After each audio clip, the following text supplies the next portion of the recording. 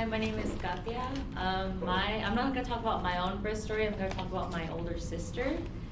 So my parents are both from El Salvador. They met there and they got married over there, and then they had my brother, and then after they had my brother, my dad came soon after here illegally, and then my mom was pregnant with my sister. So my brother was like 1, and then my mom was pregnant with my sister. At 8 months, she came here illegally. She had lied to the woman that was bringing their group. She told her that she was 5 months pregnant, because if she would have told her that she was 8 months pregnant, the woman wasn't gonna allow her to come over. So she lied to the woman, and then she went on an 11-day journey with my little brother. Well, not my little, my older brother. He was 1, and she's 8 months pregnant.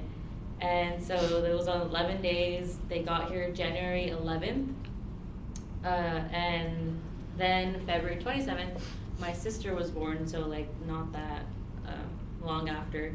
So they were living at my aunt at the time, and my mom at 5 in the morning starts getting contractions, and she tells my dad oh, it's time, I feel it. They go over to because they lived in the back of the house of my aunts, so they tell her oh, it's time, the baby's coming. My mom didn't know that she was having a girl. They had no idea what the gender was, so. But she always said that she was having a girl, so she's oh, she's coming. So they go, and they're going to the hospital. They're in the back of the car. My brother, my dad, my mom were in the back, and my aunt's driving. And my mom's this baby is coming, she's not waiting. So she starts pushing, and my dad is freaking out, not knowing what to do. And my aunt's just oh my God, driving as fast as she can. And my mom ends up pushing my sister out, and my dad grabs the baby, and he's just holding her this, not knowing what to do, freaking out.